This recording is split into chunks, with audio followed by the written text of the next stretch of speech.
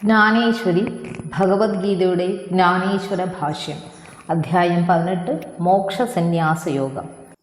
അർജുന ഉവാച നഷ്ടോ മോഹസ്മൃതിർലബ്ധ ത്വത്പ്രസാദാന്മയാച്യുത സ്ഥിതോസ്മി ഗതസന്ദേഹഃ കരിഷ്യേ വചനം തവ.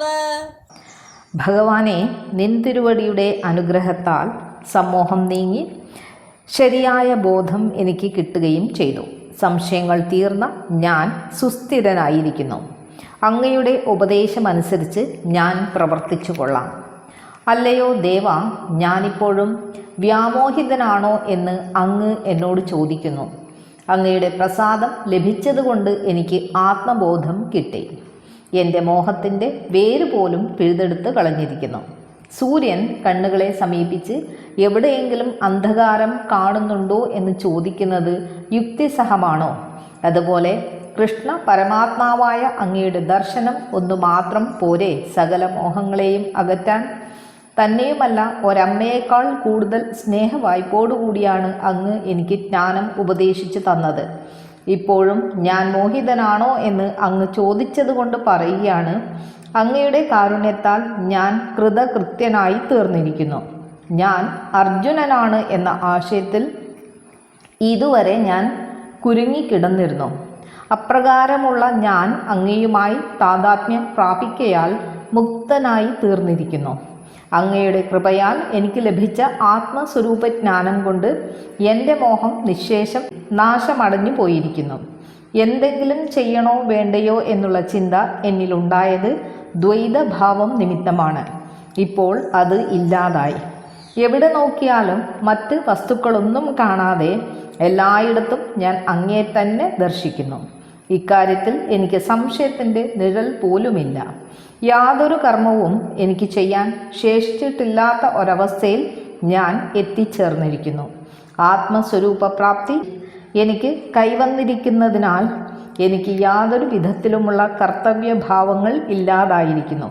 ഹേ പ്രഭോ, അങ്ങയുടെ ആജ്ഞപ്രകാരം പ്രവർത്തിക്കുകയെന്നല്ലാതെ മറ്റൊന്നും എനിക്ക് ചെയ്യേണ്ടതായിട്ടില്ല.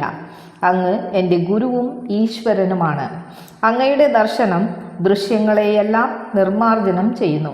അങ്ങയുമായുള്ള ബന്ധം സംസാര ബന്ധങ്ങളെയെല്ലാം നശിപ്പിക്കുന്നു. ദ്വന്ദ്വമായി തോന്നുന്ന അങ്ങ് എല്ലാ ദ്വന്ദ്വഭാവങ്ങളെയും വിഴുങ്ങുന്നു. ഒന്നായി ഇരുന്നു കൊണ്ട് എല്ലാറ്റിനും വ്യാപിച്ചിരിക്കുന്നു. ആഗ്രഹിക്കുന്നവൻ്റെ എല്ലാ ആഗ്രഹങ്ങളെയും അങ്ങ് ഇല്ലാതാക്കുന്നു. അങ്ങയെ സിദ്ധിക്കുന്നവന് എല്ലാം സിദ്ധമാകുന്നു. അങ്ങ് ഒരുവനോട് ബന്ധപ്പെടുമ്പോൾ പാലിൽ ഉറ പോലെ അവൻ അങ്ങയുമായി ഒന്നായി തീരുന്നു. ഒരുവൻ അങ്ങയെ കാണുമ്പോൾ അവൻ അവൻ്റെ ആത്മാവിനെ തന്നെ കാണുന്നു. ഏകാന്തതയിൽ അങ്ങ് ചങ്ങാതിയായിരിക്കുന്നു. അദ്വൈതജ്ഞാനത്തിനും അതീതമായ സ്ഥാനത്തേക്ക് അങ്ങ് ഒരുവനെ നയിക്കുന്നു. ഇപ്രകാരം ആരാധ്യമൂർത്തിയായ അങ്ങയെ ലഭിച്ച് ബ്രഹ്മമായി തീർന്ന ഞാൻ ലോക വ്യവഹാരപ്രകാരമുള്ള കൃത്യങ്ങളെയും അകൃത്യങ്ങളെയും ഒഴിവാക്കി നിരന്തരം അങ്ങയെ സേവിക്കുന്നതിൽ മുഴുകുക എന്നതാണ് എൻ്റെ കൃത്യമെന്ന് കരുതുന്നു. സമുദ്രത്തെ സേവിക്കുന്ന ഗംഗ സമുദ്രത്തിലെത്തുന്ന മാത്രയിൽ സമുദ്രമായി തീരുന്നത് പോലെ അങ്ങയെ സേവിക്കുന്ന എനിക്ക് അങ്ങയുടെ സ്വരൂപത്തിൻ്റെ ജ്യേഷ്ഠാംശം അങ്ങ് നൽകുന്നു. അപ്രകാരമുള്ള അങ്ങ് പ്രത്യേകമായി ചട്ടവട്ടങ്ങളൊന്നുമില്ലാതെ ആരാധിക്കപ്പെടാവുന്ന ഏറ്റവും യോഗ്യനായ സദ്ഗുരു ആകുന്നു. ഞാൻ ചോദിക്കാതെ തന്നെ അങ്ങ് എനിക്ക് ബ്രഹ്മഭാവത്തെ നൽകിയത് ഏറ്റവും വലിയ അനുഗ്രഹമാണെന്ന് ഞാൻ വിശ്വസിക്കുന്നു. അത് ഒരു മഹോപകാരമാണ്. ഞാൻ അങ്ങയോട് അങ്ങേയറ്റം കടപ്പെട്ടിരിക്കുന്നു. നമുക്കിടയിൽ ഉണ്ടായിരുന്ന ഭേദഭാവം എന്ന മൂടുപടത്തെ അങ്ങ് നീക്കിയതിനാൽ അങ്ങയെ സേവിക്കുന്ന സേവാസുഖം എനിക്ക് കൈവരാൻ അങ്ങ് അനുഗ്രഹിച്ചിരിക്കുന്നു. ആകയാൽ അല്ലയോ ദേവാധിദേവനായ ഭഗവാനെ, അങ്ങയുടെ ഏത് ആജ്ഞയും ശിരസ വഹിക്കുന്നതിനായി ഞാനിതാ സന്നദ്ധനായിരിക്കുന്നു.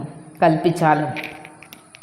അർജുനൻ്റെ മറുപടി കേട്ട് ഹൃഷ്ടനായ ഭഗവാൻ ചിത്തഹർഷത്തോടെ നൃത്തം വെച്ചുകൊണ്ട് സ്വയം പറഞ്ഞു, ഹാ ഹാ, ലോകത്തിലുള്ള എല്ലാ ഫലങ്ങളിലും വെച്ച് ശ്രേഷ്ഠമായ അർജുന ഫലം എനിക്ക് കിട്ടിയിരിക്കുന്നു. തെളിഞ്ഞു പ്രകാശിക്കുന്ന തൻ്റെ പുത്രനായ പൂർണ്ണചന്ദ്രനെ കാണുമ്പോൾ പാൽക്കടൽ അതിൻ്റെ അതിരുകൾ ലംഘിക്കത്തക്കവണ്ണം ആഹ്ലാദിച്ച് ഇളകി മറയുന്നില്ലേ? അതുപോലെ സംവാദവേദിയാകുന്ന കല്യാണ മണ്ഡപത്തിൽ ഇരുന്നു കൊണ്ട് കൃഷ്ണാർജുനന്മാരുടെ ഹൃദയങ്ങൾ തമ്മിൽ നടത്തിയ വേളി കണ്ട് സഞ്ജയൻ്റെ ഹൃദയം ആഹ്ലാദത്തിൽ ആറാടി. അതിരുകവിഞ്ഞ ആമോദത്തോടെ സഞ്ജയൻ ധൃതരാഷ്ട്രരോട് പറഞ്ഞു, ഹായ്, എന്തൊരു ഭാഗ്യം! വ്യാസഭഗവാൻ നമ്മെ ഇരുവരെയും യുദ്ധത്തിൻ്റെ കെടുതികളിൽ നിന്ന് രക്ഷിച്ചിരിക്കുന്നു. അങ്ങ് സംസാര ജീവിതത്തിൽ അന്ധനാണെങ്കിലും അങ്ങേക്ക് ജ്ഞാനദൃഷ്ടി ഉണ്ടാക്കി തന്നിരിക്കുന്നു. കുതിരകളെ പൂട്ടി തേരോടിക്കുന്നതാണ് എൻ്റെ ജോലിയെങ്കിലും തേർ തെളിയിക്കുന്നതിനായി കുതിരകളുടെ കടിഞ്ഞാൺ കയ്യിൽ പിടിച്ചിരിക്കുന്ന ശ്രീകൃഷ്ണൻ അർജുനന് നൽകിയ ഉപദേശം എനിക്ക് കേൾക്കുവാൻ കഴിഞ്ഞു. ഭീകരമായ ഈ യുദ്ധത്തിൽ ആര് പരാജിതരായാലും അത് നമ്മുടെ പരാജയമാണ്. എങ്കിലും ഈ ദുർഘടസന്ധിയിൽ വ്യാസമഹർഷിയുടെ കൃപാകടാക്ഷം കൊണ്ട് നമുക്ക് ബ്രഹ്മാനന്ദത്തിൻ്റെ അനുഭൂതി അനുഭവിക്കാൻ കഴിഞ്ഞു. ധൃതരാഷ്ട്ര മഹാരാജാവിൻ്റെ ഹൃദയം പാറ പോലെ കാഠിന്യമേറിയതായിരുന്നു. ചന്ദ്രകിരണങ്ങളേറ്റാൽ പാറയിൽ നിന്ന് ജലം ഊറാത്തതുപോലെ സഞ്ജയൻ്റെ വാക്കുകളാകുന്ന ചന്ദ്രകിരണങ്ങൾ പാറ പോലെ കടുപ്പമുള്ള മഹാരാജാവിൻ്റെ ഹൃദയത്തിൽ യാതൊരു പ്രതികരണവും സൃഷ്ടിച്ചില്ല. അദ്ദേഹം മൗനമായിരുന്നതേ ഉള്ളൂ. തൻ്റെ വാക്കുകളൊന്നും മഹാരാജാവിന് രസിച്ചില്ലെന്ന് സഞ്ജയന് മനസ്സിലായി. എങ്കിലും സഞ്ജയൻ അതൊന്നും കാര്യമായി എടുത്തില്ല. മഹാരാജാവ് ഇത് കേൾക്കാൻ അർഹനാണെന്നേ അവൻ കരുതിയുള്ളൂ. അവൻ ആനന്ദവാരിധിയിൽ നീന്തി തുടിക്കുകയായിരുന്നു. അവൻ്റെ ആനന്ദം വാക്കുകളായി പുറത്തേക്ക് നിർഗളിച്ചു.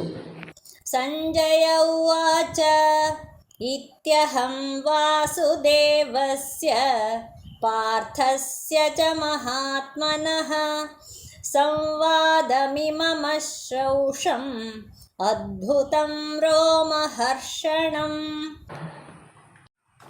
ഇപ്രകാരം സർവാത്മാവായ ശ്രീകൃഷ്ണൻ്റെയും മഹാത്മാവായ അർജുനൻ്റെയും അത്ഭുതകരവും രോമാഞ്ചജനകവുമായ ഈ സംവാദം ഞാൻ കേട്ടു. സഞ്ജയൻ പറഞ്ഞു, അല്ലയോ കുരുവംശത്തിൻ്റെ നായകനായ മഹാരാജാവേ, അങ്ങയുടെ സഹോദരപുത്രനായ അർജുനൻ്റെ മറുപടി കേട്ട് ഭഗവാൻ കൃഷ്ണൻ അത്യന്തം ആഹ്ലാദിച്ചു. പൂർവ്വ സമുദ്രവും പശ്ചിമ സമുദ്രവും പേരുകൊണ്ട് രണ്ടാണെങ്കിലും അതിലെ ജലം ഒന്ന് തന്നെയാണ്. അതുപോലെ ശ്രീകൃഷ്ണനും പാർത്ഥനും ദേഹം കൊണ്ട് രണ്ടാണെങ്കിലും അവരുടെ സംവാദത്തിൽ ഈ വ്യത്യാസം അപ്രത്യക്ഷമായി. കണ്ണാടിയേക്കാളും തിളക്കമുള്ള രണ്ട് വസ്തുക്കൾ മുഖത്തോട് മുഖം കാണത്തക്ക വണ്ണം വെച്ചാൽ അവ രണ്ടും പരസ്പരം ഒന്നിൻ്റെ സ്വരൂപത്തെ മറ്റതിൽ പ്രതിഫലിപ്പിക്കുന്നു. അതുപോലെ ഭഗവാൻ തന്നോടൊപ്പം അർജുനനെ തൻ്റെ സ്വരൂപത്തിലും അർജുനൻ തന്നോടൊപ്പം ഭഗവാനെ തൻ്റെ സ്വരൂപത്തിലും കാണുന്നവരായി തീർന്നു. തങ്ങളല്ലാതെ മറ്റൊന്ന് ഉണ്ടെന്ന് അറിയാത്തവരായി അവർ ഒന്നു ചേർന്നു. ഇരുവർ തമ്മിലുള്ള ഭേദം ഇല്ലാതായി തീർന്ന ശേഷം ഒരുവൻ ചോദിക്കുകയും മറ്റൊരുവൻ ഉത്തരം നൽകുകയും ചെയ്യുന്നത് എങ്ങനെ സംഭവിക്കും? ഇരുവരും ദ്വന്ദ്ഭാവത്തിൽ നിന്നുകൊണ്ട് സമ്മതിക്കുന്നതാണ് എനിക്ക് കേൾക്കാൻ കഴിഞ്ഞത്. എന്നാൽ സംവാദം തീർന്നപ്പോഴേക്കും ദ്വൈതഭാവം ഇല്ലാതായി തീർന്നിരുന്നു. രണ്ട് കണ്ണാടികൾ അഭിമുഖമായി വെച്ചാൽ ഏത് കണ്ണാടി ഏതിനെയാണ് കാണുന്നതെന്ന് എങ്ങനെയാണ് പറയുക? രണ്ട് ദീപങ്ങൾ അടുത്തടുത്തിരിക്കുമ്പോൾ ഏത് വിളക്കിൻ്റെ പ്രകാശം ഏത് വിളക്കിനെ പ്രകാശിപ്പിക്കുന്നുവെന്ന് നാം എങ്ങനെയാണ് അറിയുക? ആകാശത്ത് രണ്ടാമതൊരു സൂര്യൻ കൂടി ഉദിച്ചാൽ ഏത് സൂര്യനാണ് പ്രകാശകനെന്നും ഏത് സൂര്യനാണ് പ്രകാശിതനെന്നും നമുക്ക് അറിയാൻ കഴിയുമോ? അതുപോലെ കൃഷ്ണാർജുനന്മാർ അവരുടെ സംവാദത്തിനാൽ ഏകത പ്രാപിച്ചതായി കാണപ്പെട്ടു. ഇതേപ്പറ്റി ഓർക്കുമ്പോൾ മനസ്സ് നിശ്ചലമായി എല്ലാ ചിന്തകളും നിന്നു പോകുന്നു. രണ്ട് പ്രവാഹങ്ങൾ ഒരുമിച്ച് കൂടാൻ ഉദ്യമിക്കുമ്പോൾ അതിനിടയിൽ ഒരു ഉപ്പുകട്ട വെച്ച് പ്രവാഹത്തെ തടയുന്നതിന് ശ്രമിച്ചാൽ ഉപ്പുകട്ടയുടെ ഗതി എന്തായിരിക്കും? നിമിഷങ്ങൾക്കുള്ളിൽ അത് പ്രവാഹത്തിൽ ലയിച്ചു ചേരുന്നു. എൻ്റെ സ്ഥിതിയും അതുപോലെയായി. ശ്രീകൃഷ്ണാർജുന സംവാദത്തിൽ അവർ അടഞ്ഞ അഭേദ നിലയെപ്പറ്റി ചിന്തിച്ചപ്പോൾ ഞാനും അതേപോലെയുള്ള അഭേദാവസ്ഥയിലെത്തി. ഇത്രയും പറഞ്ഞു കഴിഞ്ഞപ്പോഴേക്ക് അഷ്ടസാത്വിക ഭാവങ്ങൾ സഞ്ജയനെ കീഴടക്കി. താൻ സഞ്ജയനാണെന്നുള്ള ബോധം അവന് നഷ്ടമായി. അവൻ രോമാഞ്ച കഞ്ചുകിതനായി. അവൻ്റെ അവയവങ്ങളിൽ ചുളിവ് വീണു. അവൻ വിയർപ്പിൽ കുളിച്ചു. അവൻ്റെ ശരീരം നടുങ്ങി. അദ്വൈതാനുഭവത്തിൻ്റെ ആധിക്യത്താൽ അവൻ്റെ കണ്ണുകളിൽ കൂടി ആനന്ദബാഷ്പം അരുവി പോലെ ഒലിച്ചിറങ്ങി. അല്ല, അവ കണ്ണുനീരായിരുന്നില്ല. ആനന്ദാതിരേകത്താൽ കണ്ണുകൾ തന്നെ ഉരുകി ഇറങ്ങുകയായിരുന്നു. അവനുണ്ടായ ആനന്ദം അവൻ്റെ ഹൃദയത്തിൽ ഒതുങ്ങി നിൽക്കാതെ പുറത്തേക്ക് കര കവിഞ്ഞൊഴുകി. അത് തൊണ്ടയിലെത്തി അവനെ വീർപ്പ് മുട്ടിച്ചു. അവന് സംസാരിക്കാൻ കഴിയാതെയായി. എന്തിനേറെ പറയുന്നു, ഈ അഷ്ടസാത്വിക ഭാവങ്ങൾ ഓരോന്നും ആമോദത്തോടെ കൃഷ്ണാർജുന സംവാദാനന്ദാനുഭവമെന്ന നാൽക്കവലയിൽ അവനെ കൊണ്ടുവന്നു നിർത്തി. ഇപ്രകാരം അനുഭവിക്കുന്ന ആനന്ദം സ്വയമേവ ശാന്തിയെ പ്രദാനം ചെയ്യുന്നതിനാൽ അല്പനേരത്തിനു ശേഷം അവൻ ശാന്തിയടഞ്ഞു. അവൻ്റെ ഉൾക്കരുത്ത് സ്വാഭാവികമായും വീണ്ടെടുത്തു. വ്യാസപ്രസാദാശ്രുതവാൻ ഏതദ്ഗുഹ്യമഹം പരം യോഗം യോഗേശ്വരാത് കൃഷ്ണാത് സാക്ഷാത് കഥയത സ്വയം. വ്യാസഭഗവാന്റെ അനുഗ്രഹത്താൽ ഗുഹ്യവും പരമോത്കൃഷ്ടവുമായ ഈ യോഗം യോഗേശ്വരനായ ശ്രീകൃഷ്ണ ഭഗവാൻ ഉപദേശിച്ചു കൊണ്ടിരിക്കുമ്പോൾ തന്നെ ഞാൻ നേരിട്ട് കേട്ടു. ആനന്ദാധിക്യം കുറഞ്ഞു വന്നപ്പോൾ സഞ്ജയൻ വീണ്ടും പറഞ്ഞു. വ്യാസഭഗവാന്റെ അനുഗ്രഹത്താൽ ഉപനിഷത്തുക്കൾക്ക് പോലും അറിവില്ലാത്ത രഹസ്യം ഞാൻ കേൾക്കുകയുണ്ടായി. അത് കേട്ട നിമിഷത്തിൽ തന്നെ ബ്രഹ്മത്വം പ്രാപ്തമായതിനാൽ ഞാനെന്നും അന്യനെന്നുമുള്ള വ്യത്യാസം ഇല്ലാതായി തീർന്നിരിക്കുന്നു. ഏത് ശ്രീകൃഷ്ണ പരമാത്മാവിൻ്റെ സ്വരൂപത്തിലാണോ സർവയോഗ മാർഗങ്ങളും ഒന്നിച്ചുകൂടി ലയിച്ചു ചേരുന്നത്, ആ ശ്രീകൃഷ്ണൻ്റെ വാക്യങ്ങളെ വ്യാസമഹർഷിയുടെ കൃപയാൽ ഞാൻ അനായാസേന ശ്രവിക്കുകയുണ്ടായി. യഥാർത്ഥത്തിൽ ഭഗവാൻ അർജുന രൂപം കൈകൊണ്ട് തന്നോട് തന്നെയാണ് വാക്യങ്ങൾ പറഞ്ഞത്. ഇത് എൻ്റെ സ്വന്തം കാതുകൾ കൊണ്ട് തന്നെ കേൾക്കാനിടയാക്കിയ എൻ്റെ ഗുരുവായ വ്യാസൻ്റെ അത്ഭുതകരമായ ശക്തിയെ ഞാൻ എങ്ങനെയാണ് വർണ്ണിക്കേണ്ടത്? രാജൻ സംസ്മൃത്യ സംവാദമിമമദ്ഭുതം കേശവാർജുനയോഃ പുണ്യം ഹൃഷ്യാമി ച മുഹുർമുഹുഃ. ഹേ ധൃതരാഷ്ട്ര മഹാരാജാവേ, ശ്രീകൃഷ്ണാർജുനന്മാരുടെ ആശ്ചര്യകരവും പരിപാവനവുമായ ഈ സംവാദം ഓർത്തോർത്ത് വീണ്ടും വീണ്ടും ഞാൻ ഹർഷപുളകിതനായി തീർന്നു. ഇപ്രകാരം പറഞ്ഞുകൊണ്ടിരിക്കുമ്പോൾ തന്നെ സഞ്ജയൻ വീണ്ടും ആശ്ചര്യ പരതന്ത്രനായി തീർന്നു. ഒരു രത്നത്തിൻ്റെ കാന്തി അതിനുള്ളിൽ തന്നെ അടങ്ങിയിരിക്കുന്നത് എപ്രകാരമാണോ അപ്രകാരം അവൻ അവൻ്റെ ശരീരത്തെ വിസ്മരിച്ചു പോയി. ഹിമവൽ സാനുക്കളിലെ തടാകം ചന്ദ്രോദയത്തോടുകൂടി മഞ്ഞുകട്ടിയായി തീരുകയും സൂര്യോദയത്തിൽ വീണ്ടും ജലമായി തീരുകയും ചെയ്യുന്നത് പോലെ സഞ്ജയൻ കൃഷ്ണാർജുന സംവാദത്തെ അനുസ്മരിക്കുമ്പോഴെല്ലാം അവൻ്റെ ശരീരം പരവശപ്പെടുകയും തെല്ലിട കഴിയുമ്പോൾ വീണ്ടും പൂർവസ്ഥിതിയിലാവുകയും ചെയ്തുകൊണ്ടേയിരുന്നു. തച്ച സംസ്മൃത്യ രൂപമത്യദ്ഭുതം ഹരേഃ വിസ്മയോ മേ മഹാൻ രാജൻ ഹൃഷ്യാമി ച പുനഃ പുനഃ. മാത്രമല്ല ഭഗവാന്റെ അത്യാശ്ചര്യകരമായ ആ വിശ്വരൂപമുണ്ടല്ലോ, അത് ഓർത്തോർത്ത് എൻ്റെ വിസ്മയം പെരുകുന്നു. കൂടെ കൂടെ രോമാഞ്ചവും ഉണ്ടാകുന്നു. കുറച്ച് സമയം കഴിഞ്ഞ് എഴുന്നേറ്റ് നിന്നുകൊണ്ട് സഞ്ജയൻ പറഞ്ഞു, അല്ലയോ മഹാരാജാവേ, ശ്രീഹരിയുടെ വിശ്വരൂപത്തെ ദർശിച്ചിട്ടും അങ്ങേക്ക് ഇതുപോലെ എങ്ങനെ നിർവികാരനായിരിക്കാൻ കഴിയുന്നു? കാണാതിരിക്കുമ്പോൾ പോലും കണ്ടുകൊണ്ടേയിരിക്കുന്ന അതിനെ എങ്ങനെയാണ് കാണാതിരിക്കുക? അതിൻ്റെ നാസ്തിക്യ ഭാവത്തിലും അത് അതിൻ്റെ ആസ്തിക്യ ഭാവം പുലർത്തുന്നു. അതിനെ മറക്കുന്തോറും അതിൻ്റെ സ്മരണ ഉണ്ടായിക്കൊണ്ടേയിരിക്കുന്നു. ഇപ്രകാരമുള്ള അതിൽ നിന്ന് രക്ഷപ്പെടാൻ സാധ്യമല്ല. ഈ ആശ്ചര്യ ദൃശ്യത്തെ ദർശിച്ചപ്പോൾ ഇതെന്തൊരാശ്ചര്യമെന്ന് ആശ്ചര്യപ്പെടാൻ പോലും സാവകാശമില്ലാത്ത വിധത്തിൽ എന്നെപ്പറ്റിയുള്ള ബോധം തന്നെ എനിക്കില്ലാതായി. ചിത്തഹർഷത്തിൻ്റെ വെള്ളപ്പൊക്കത്തിൽ ഞാൻ മുങ്ങിപ്പോയി. കൃഷ്ണാർജുന സംവാദമാകുന്ന പവിത്ര സംഗമത്തിൽ സ്നാനം ചെയ്തതോടെ എൻ്റെ അഹംഭാവം നശിച്ചു പോയിരിക്കുന്നു. ആനന്ദാതിരേകത്താൽ ഉന്മത്തനായിരുന്ന സഞ്ജയൻ പിന്നെയും അവ്യക്തമായ പലതും പുലമ്പി. അക്കൂട്ടത്തിൽ ഗദ്ഗദസ്വരത്തിൽ കൃഷ്ണ കൃഷ്ണ എന്ന് വിളിക്കുന്നുമുണ്ടായിരുന്നു. എന്നാൽ സഞ്ജയൻ്റെ അവസ്ഥയെപ്പറ്റി തികച്ചും അബോധവാനായിരുന്ന ധൃതരാഷ്ട്ര മഹാരാജാവിൻ്റെ മനസ്സ് മറ്റ് ചിന്തയിൽ വ്യാപരിച്ചു കൊണ്ടിരുന്നു.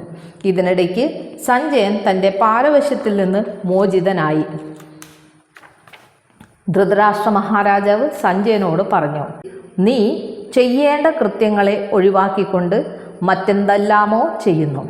വ്യാസഭഗവാൻ നിനക്ക് എന്ത് നിർദ്ദേശം നൽകിയാണ് നിന്നെ ഇവിടെ നിർത്തിയത്? അതുമായി യാതൊരു ബന്ധവുമില്ലാതെ അപ്രസക്തമായ കാര്യങ്ങളെക്കുറിച്ച് നീ സംസാരിക്കുന്നു.